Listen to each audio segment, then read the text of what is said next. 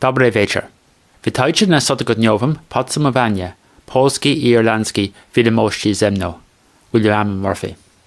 Nowości po polski w ubiegłym tygodniu obowiązywały.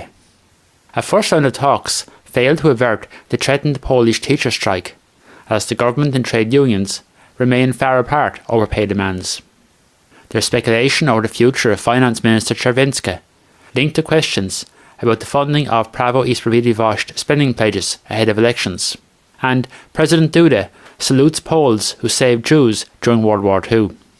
News developments in Ireland have included: Fine Gael showcases its European election candidates at its National Spring Conference. Fears grow of the impact on the border and the wider economy of a UK no-deal exit from the EU. And Sunday's Dancing with the Stars final marks the end of this year's amazing journey for Polish dance professional Robert Rowinski with Cliona Hagan. Zaczynając od Polskiej Wiadomości.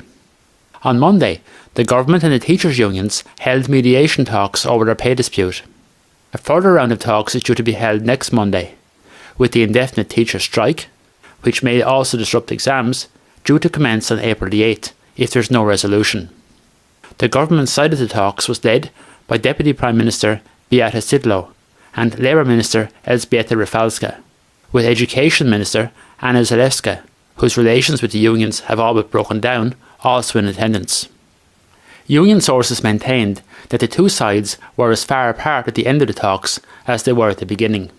The government and the unions have also disagreed over the likely impact of the dispute, with the Education Ministry claiming that 52% of schools haven't passed the strike ballot, but with the unions claiming overwhelming support for their action. Results of strike ballots in towns and cities announced so far indicate that in most areas, the vast majority of schools who've held ballots will be taking part. The government may be keen to achieve a resolution, with national elections pending in the autumn. That said, they've already committed to significant expenditure increases, reducing their room for manoeuvre with the teachers. Some Prawo i Sprawiedliwość politicians have also accused the teachers' unions of being part of the political opposition. Finance Minister Teresa Czerwińska has said that speculation about her departure from government is wide of the mark. The Gazeta Wyborcza reported earlier in the week that the minister's departure was expected in several weeks, citing an important politician of the ruling party, although she might be offered another role in government to avoid her departure being seen as a protest at the cost of the so-called Kaczynski 5 spending commitments announced by Prawo i Sprawiedliwość. The minister is understood to have reservations about the longer-term impact of the commitments on the budget, although the promises are funded for the current year. There have even been media reports that the minister had offered her resignation, which has subsequently been denied. On Tuesday, the government passed the Pension Plus programme, part of the Kaczynski 5, which will see a one-off payment of 1,100 zloty per person, or 888 zloty after tax, paid to pensioners in a new social programme. It will benefit 9.7 million Poles, with payments starting from the end of April. The government has promised annual cash boosts for pensioners if returned to power. Opposition parties and some economists have argued that the continuous expansion of social benefits risks Poland's long-term financial stability. Prime Minister Morawiecki said that the government would attempt to keep the budget deficit under the EU's 3% of economic output limit in 2020, conceding that it would increase to 2% or maybe even 3% of GDP. The target for the current year is 1.7%. The economic news in Poland, though, remains good, with the latest unemployment figures for February showing the rate stable at 6.1%, according to an announcement by the Central Statistical Office on Monday. Poland and Hungary celebrated their annual Friendship Day on Saturday the 23rd of March. Presidents Andrzej Duda and János Adar met last Friday in Kielce on the eve of the day. President Duda said the ties between the two countries are flourishing, driven by shared values and expanding business ties.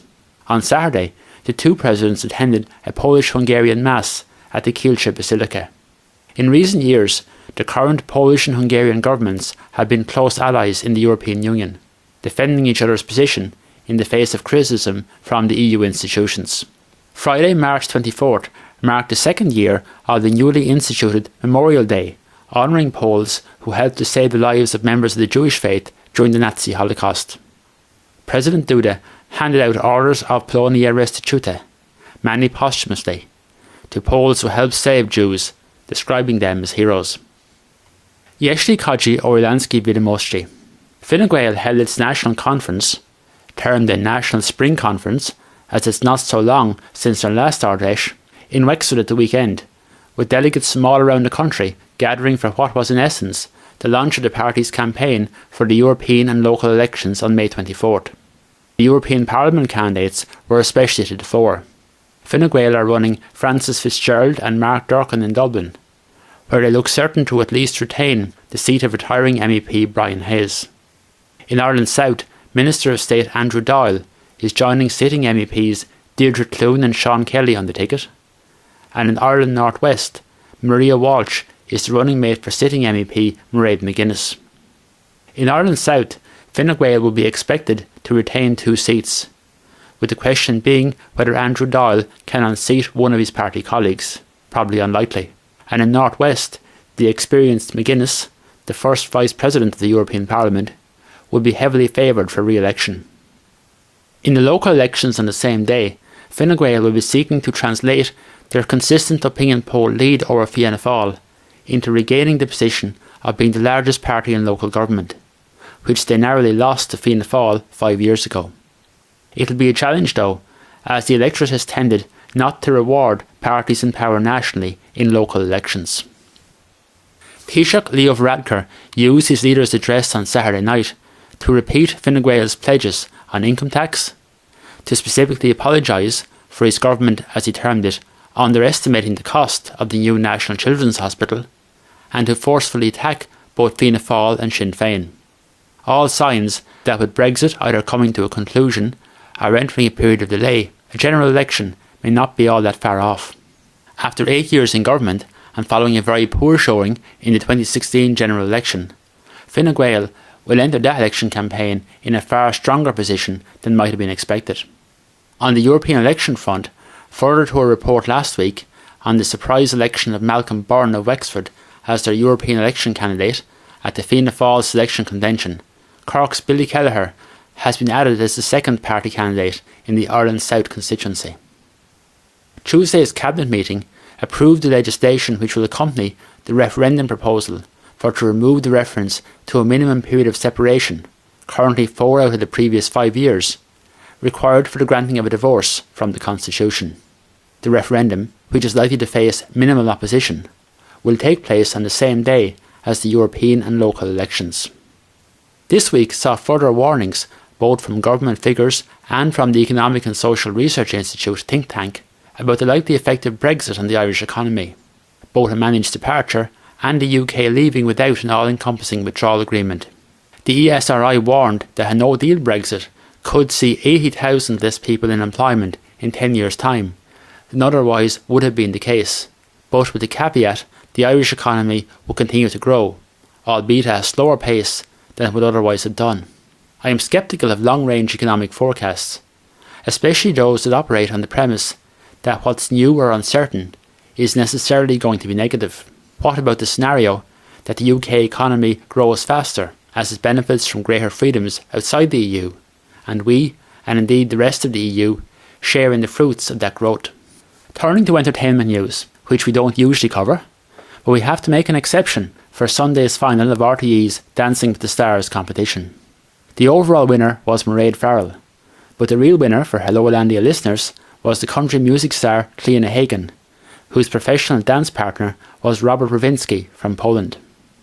I'm sure our listeners will also join me in congratulating Kasia Forrest on the wonderful coverage she's provided both on Hello Irlandia and online, as she tracked the progress of Robert and Cliona all the way to Sunday's final. We are already looking forward to Dancing with the Stars 2020.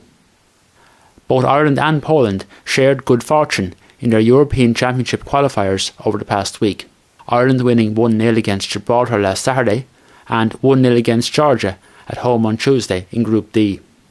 Ireland's performances came against the background of the continuing controversy over the FAI's former Chief Executive and now Executive Vice President John Delaney. Poland prevailed 2-0 at home against Latvia in Group G on Sunday, with captain Robert Lewandowski opening the scoring in the 76th minute. Poland had recorded a 1-0 away win against Austria in their opening game on Thursday. Poland and Ireland now sit atop each of their UEFA Euro qualifier groups. Tabczewsku na Czechijin. Zapraszam na kolejny podsumowanie Czechijin o tym samym proje. Dobranoc.